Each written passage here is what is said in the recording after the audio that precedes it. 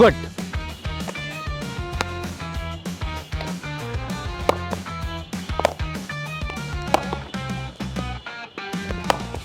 আসসালামু আলাইকুম। ব্যাটিংয়ের সময় হেড পজিশনটা কতটা ইম্পর্ট্যান্ট? হেড পজিশনটাই ব্যাটিংয়ের ক্ষেত্রে আসলে সব, কারণ আপনার মাথাটা যেদিকে যাবে আপনার পাটা সেদিকে ডমিনেট করবে। ক্রিকেটে আমরা একটা কথা বলি যে ফুটওয়ার্কটা পারফেক্ট থাকতে হয়, তবে সেই ফুটওয়ার্কটা পারফেক্ট রাখার জন্য আপনার মাথার পজিশনটা ডমিনেট করাটা খুব গুরুত্বপূর্ণ একটা বিষয়। এক্সাম্পল হিসাবে আমরা এবি ডিভিলিয়ার্সের একটা ব্যাটিং সেট আপ ঠিক এই মুহূর্তে আপনাদেরকে দেখাচ্ছি। খেয়াল করে দেখেন, এবি ডিভিলিয়ার্স যেভাবে দাঁড়িয়ে আছেন ঠিক এই মুহূর্তে, এই জায়গাটায় কিন্তু তার আই লাইনটা একদম স্ট্রেট, অর্থাৎ আই লাইনটা কিন্তু এখানে ফল করে যাচ্ছে না, অর্থাৎ তার মাথার যে পজিশনটা, তার মাথার পজিশনটা তার আই লাইনটাকে একদম জায়গা মতো রেখেছে, অর্থাৎ আই লাইনটাকে একদম স্ট্রেট লাইনে রেখেছে। একটু কল্পনা করে দেখেন যে এবি ডিভিলিয়ার্সের মাথাটা যদি এই অবস্থানে থাকতো, অর্থাৎ ডান দিকে বাঁকানো, তাহলে এবি ডিভিলিয়ার্সের ব্যালেন্সটা এক্ষেত্রে কেমন থাকতো? যদি সেক্ষেত্রে বাম দিকে থাকতো তাহলে তার ব্যালেন্সটা কেমন থাকতো? আপনি কিন্তু এর মাধ্যমেই বুঝে গেছেন যে হেড পজিশনটা আসলে নিজের বডিকে ব্যালেন্সে রাখার জন্য কতটা ইম্পর্ট্যান্ট। একদম আমি সহজ সরল ভাষায়, কোনো প্রকার বায়োমেকানিক্যাল জায়গা থেকে ব্যাখ্যা না করে একদম সহজ সরল ভাষায় আপনাদেরকে জিনিসটা বোঝানোর চেষ্টা করলাম, যে ঠিক এই পজিশনটা থেকেই কিন্তু আপনি বুঝতে পারছেন। দ্বিতীয়ত আরেকটা বিষয় খেয়াল করে দেখবেন যে এবি ডিভিলিয়ার্স যখন ট্রিগার মুভমেন্ট করছেন, ট্রিগার মুভমেন্টটা করার পর কিন্তু তার ওয়েট শিফটিংটা খুব দুর্দান্ত হচ্ছে, অর্থাৎ তার ফ্রন্ট ফুটের ওয়েট ব্যাক ফুটে ট্রান্সফার হওয়া কিংবা ব্যাক ফুটের ওয়েট ফ্রন্ট ফুটে ট্রান্সফার হওয়া, ওয়েট ব্যালেন্স বা ওয়েট শিফটিংটা খুব চমৎকার হচ্ছে। এবং এখানে একটা বিষয় উল্লেখযোগ্য, এই ওয়েট ট্রান্সফারটা তিনি কেন করতে পারছেন জানেন? খেয়াল করে দেখেন তার মাথার অবস্থানটা, তার মাথা এবং পা কিন্তু একদম এক সরল রেখায় বিরাজ করছে। এখন একটু কল্পনা করে দেখেন তার মাথাটা যদি ডান দিকে হেলানো থাকতো, তার মাথাটা যদি বাঁদিকে হেলানো থাকতো, তাইলে কি এই ওয়েট ব্যালেন্সটা তিনি করতে পারতেন বা এই ওয়েট ট্রান্সফারটা তিনি প্রপারলি করতে পারতেন? না, তিনি একেবারেই প্রপারলি করতে পারতেন না। সো এই হেড পজিশনটাই ব্যাটিংয়ের ক্ষেত্রে আসলে সবচাইতে ইম্পর্টেন্ট, এবং সেটা বিরাট কোহলি একবার বাচ্চাদের সঙ্গে একটা সেশন করছিলেন, তার একটা ভিডিও আপনি ইন্টারনেটে পাবেন, সেখানে তিনি একটা কথা বলছিলেন যে এই হেড পজিশনটাই সবচাইতে ইম্পর্টেন্ট, হেড পজিশন ঠিক রাখাটা সবচাইতে ইম্পর্টেন্ট। একটা খুব ইম্পর্টেন্ট বিষয় বলি, সেটা হচ্ছে আমাদের অনফিল্ডের ভিডিওতে নিচে কমেন্ট বক্সে হেড পজিশন নিয়ে আমরা যখন কথা বলে অনেকে এসে ইয়ারকি ফাইজলামি করেন। ভাই, আপনারা আসলে প্রপার ক্রিকেটের দর্শক না, আপনারা নিউজ দেখতে চান, আপনারা দেখতে চান মেহেদী হাসান মিরাজ কোন রঙের জুতা পরে গাড়ি থেকে নেমেছেন, সাব্বির রহমান তরমুজ খেলেন কি খেলেন না, এরকম দেখার জন্য বাংলাদেশে বহুত অপশন আছে। অনফিল্ড আপনারা দেখেন না, আল্লাহর ওয়াস্তে দয়া করে অনফিল্ড দেখার দরকার নেই, টাইম নষ্ট করার দরকার নেই।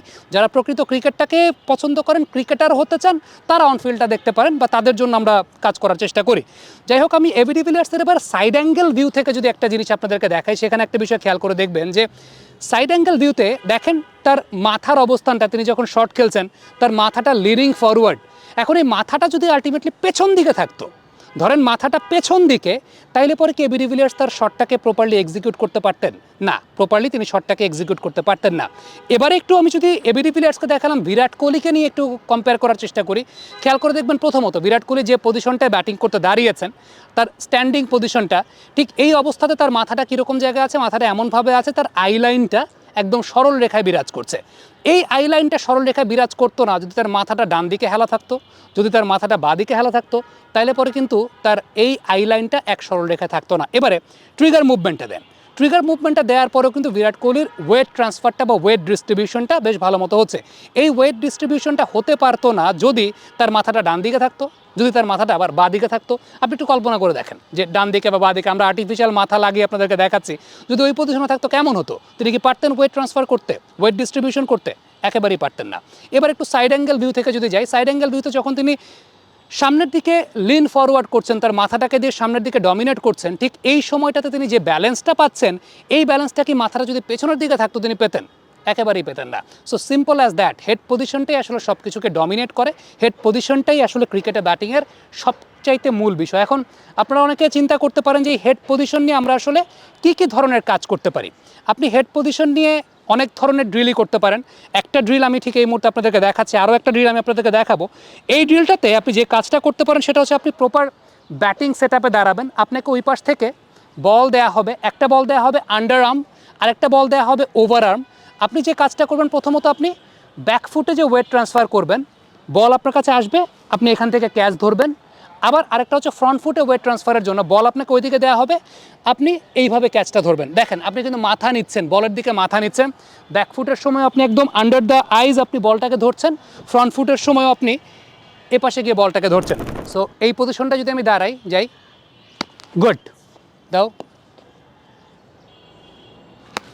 আমি কি করলাম এক্ষেত্রে, বলটা একদম আন্ডার মাই আইস আমি বলটাকে ধরলাম, যাই,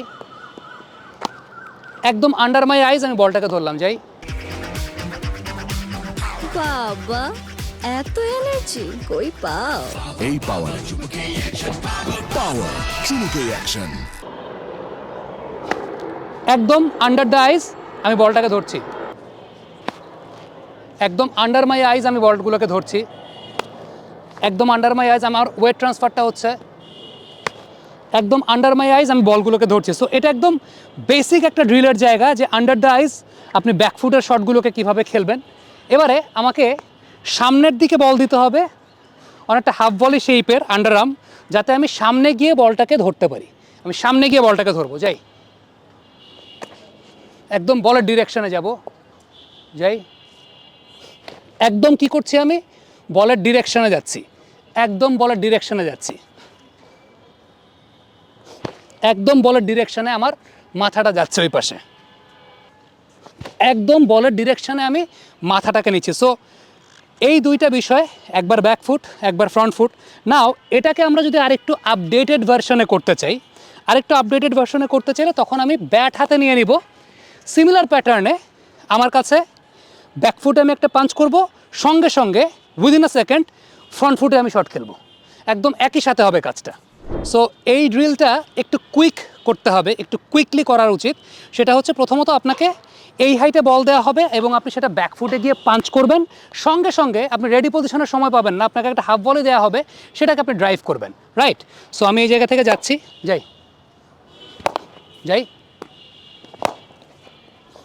সো আমি খুব জোরে শট খেলতে পারি না বিকজ সামনে মানুষ আছে, সামনে ক্যামেরা সেট আপ আছে, বাট এই ড্রিলটা আপনারা বারংবার করার চেষ্টা করবেন, যেটা আমি আবারও একটু আপনাদেরকে দেখাই।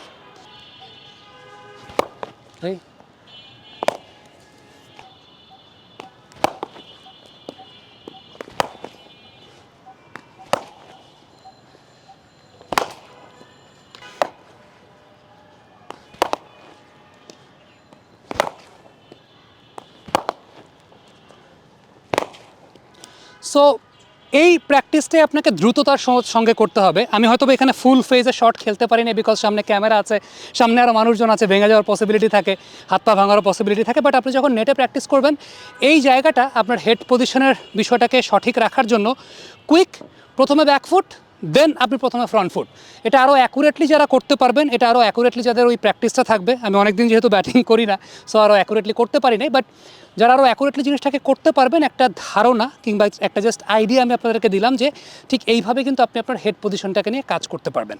কমেন্ট বক্সে আপনাদের মন্তব্য মতামত জানতে চাই।